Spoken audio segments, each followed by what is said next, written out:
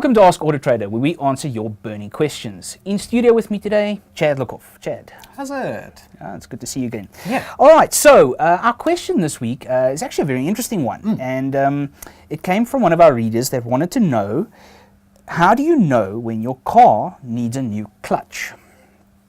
Okay. Sometimes this can be a little tricky. It's not always going to present itself in a really clear-cut way, and it may appear to be a few different sort of causes or a few different little problems, if we can put it that way. But in short, the sure signs that your clutch is worn and needs a little bit of replacing is when you're accelerating and the engine speed is climbing faster than what the road speed is. And you're particularly going to find this in the higher gears. So fourth gear, fifth gear, if you're sitting on the highway and you want to overtake and you put your foot down and the engine revs start climbing and the car doesn't seem to be moving at its usual sort of pace, that could indicate that the clutch is actually slipping and that the gearbox isn't connected to the engine properly, and there's a little bit of slip there. If the clutch is taking really high, right up here underneath the steering wheel, that may also be an indication that the clutch is worn out and that the auto adjustment feature on it is now maxed out, and there's not much more give in it.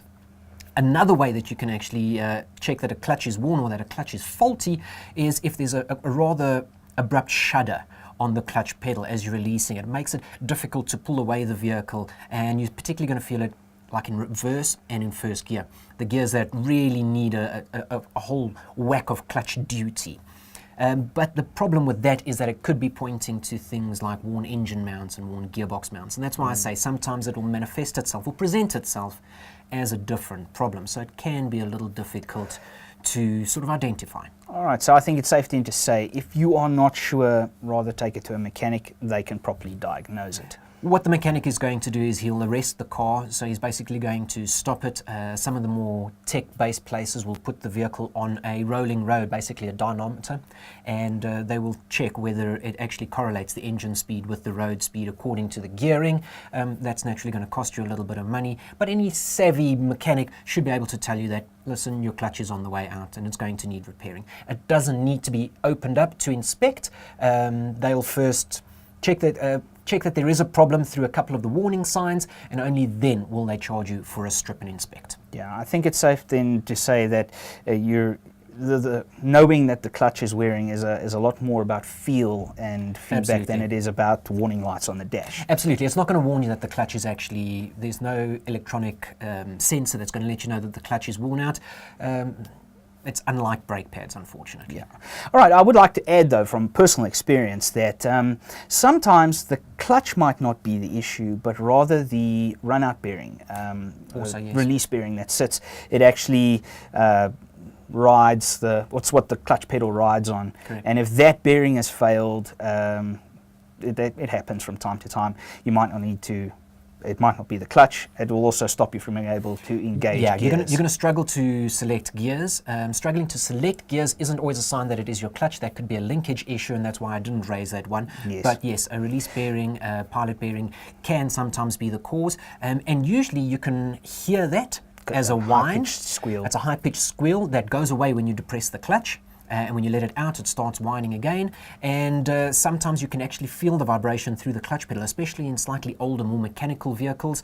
Yes. You can feel that there's a grittiness to the action, but that is really something that requires quite a deft touch. Very much so. So take it to a mechanic. Now, I would like to add, though, that if you have a new car, you shouldn't really have to be worrying about this.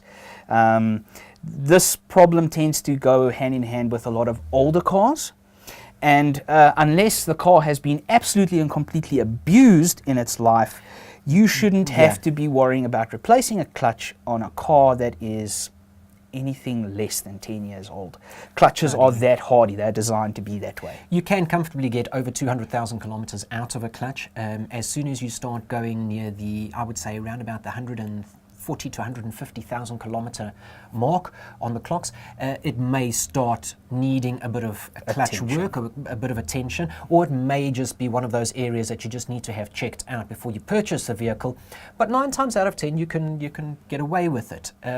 Also, vehicles that have done towing. So check the wear on a tow bar. If you are buying a used vehicle and you're wanting to check or get an idea of what the clutch has been through in that mileage, check the wear on the tow bar, check things like suspension bushings. Those will all let you know, and how often the shock absorbers were replaced, will all let you know how hard that clutch has worked. So, if you want to know if your clutch needs to be replaced, it's a lot of feel involved, and it will be things like climbing engine revs, shudders through the pedal, and a very high pedal position. Very high pedal position and lack of power. Yes, correct. Before we go, I would like to ask a question that might be raised, and that is, will clutch issues like this become apparent in things that have DSG or automatic gearboxes? DSG, it won't happen in an automatic gearbox. In a traditional automatic gearbox, there are no clutches. It has a torque converter and a planetary gear system. A slippage there is going to indicate that there is a fault with the torque converter.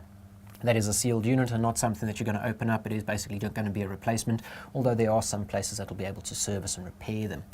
DSG, your dual clutch gearboxes, MDCTs,